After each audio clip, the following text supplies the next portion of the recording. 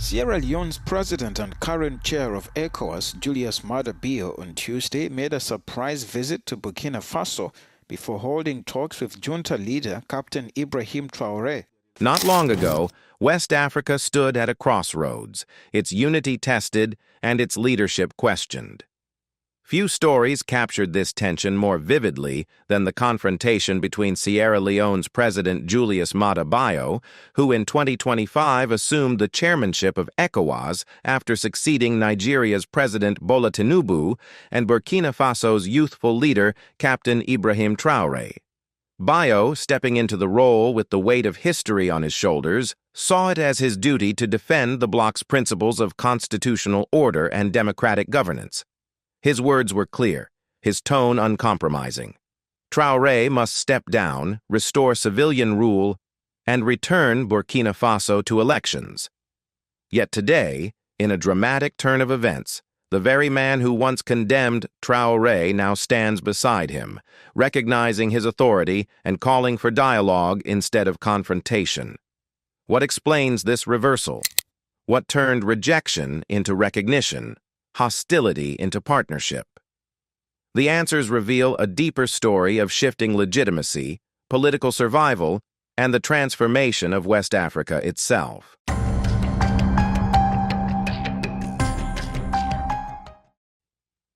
When Julius Maada took over from Bola Tinubu as chairman of ECOWAS, the regional bloc was already under intense strain.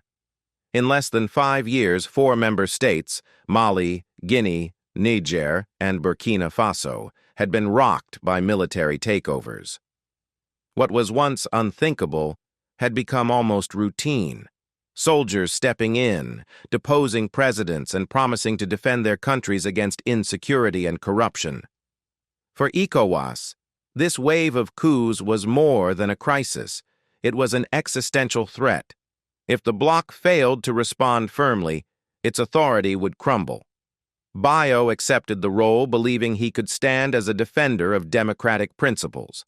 His task was not only to protect Sierra Leone's standing, but also to preserve the credibility of ECOWAS itself.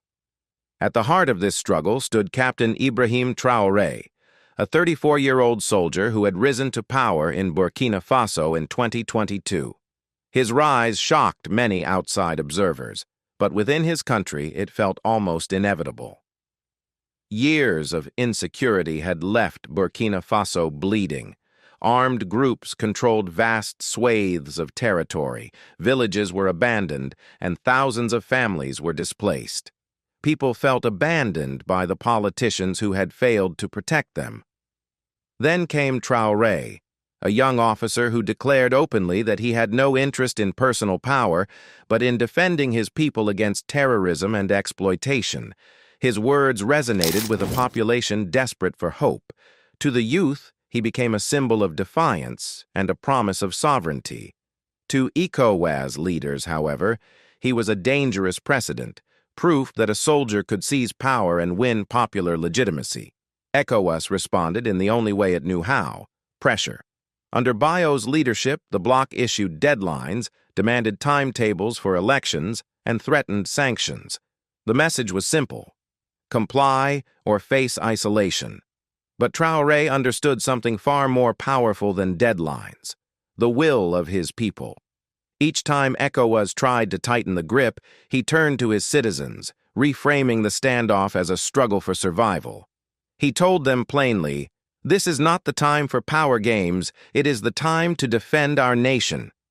His stance ignited support across the country. Instead of crumbling under pressure, he grew stronger, buoyed by a population that saw him not as a usurper, but as a defender. The more ECOWAS pushed, the more Traoré resisted, and soon he found allies who shared his defiance. In Mali, Colonel Assimi Goïta had already faced down similar pressures. In Niger, General Abdourahmane Tiani had also turned away from ECOWAS demands. Together, they forged the Alliance of Sahel States, a coalition that transformed what once looked like isolated acts of rebellion into a unified front. They pledged military cooperation, political solidarity, and independence from outside dictates. For ECOWAS, this was a nightmare scenario. What was meant to isolate Traoré instead legitimized him as part of a broader movement. He was no longer a lone captain in Ouagadougou. He was one of three heads of state redefining the political map of West Africa. As sanctions hit, something unexpected happened. Instead of weakening support for these leaders, the sanctions fueled anger at ECOWAS itself. In markets across Ouagadougou, Bamako, and Niamey, ordinary people pointed not at their governments, but at the bloc. They accused ECOWAS of acting on behalf of foreign powers, punishing citizens instead of protecting them.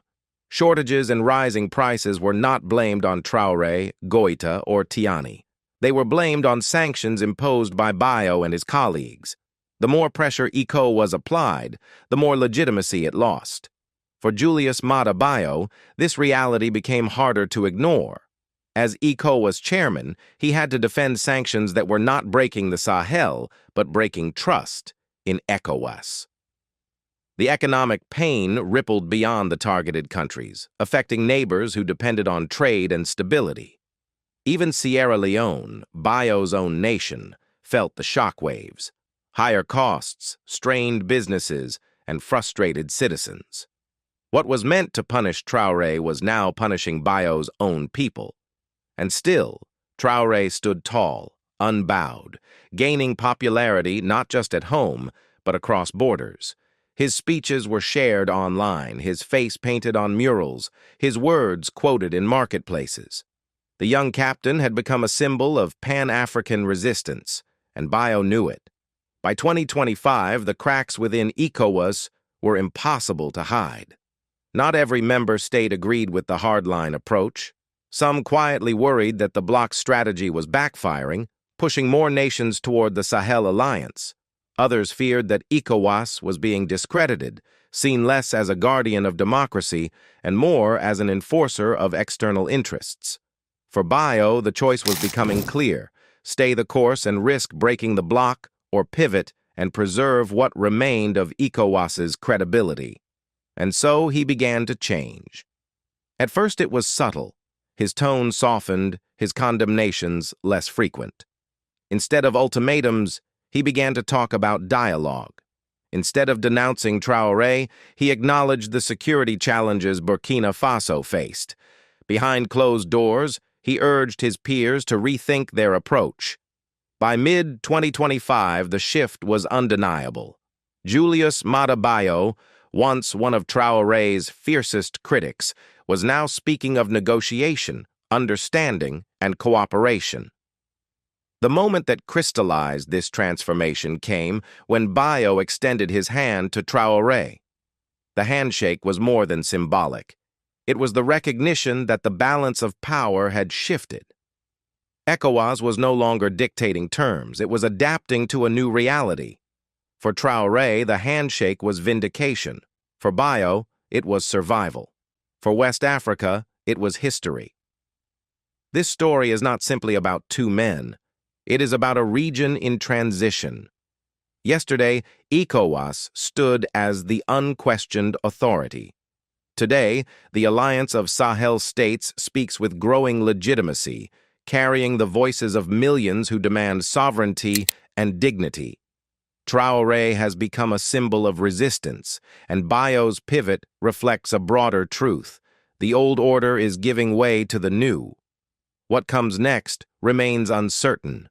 Will this new alliance bring lasting independence, unity, and development to the Sahel? Or will it deepen the divisions within West Africa, straining ECOWAS beyond repair?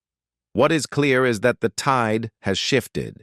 The people's voice is louder than ever, and leaders can no longer ignore it. Julius Maada Bio chose not to resist this tide, but to move with it. His transformation from critic to cautious ally tells us everything about where West Africa stands today. Brothers and sisters of Africa, this is more than a political drama. It is our collective story. It is the story of a region demanding sovereignty, of a people refusing to bow, of a continent determined to shape its own destiny. The handshake between Bio and Traoré will be remembered not as the end of a conflict, but as the beginning of a new chapter. West Africa will never be the same again. And as history unfolds, we must ask ourselves, will this movement lead to true liberation, or will it face new challenges of its own? One thing is certain, this is a moment that will define our generation. If you want to stay updated on every development, make sure to like this video, subscribe to Voice of Africa, and turn on notifications. The winds of change are sweeping across the continent, and you will not want to miss what comes next.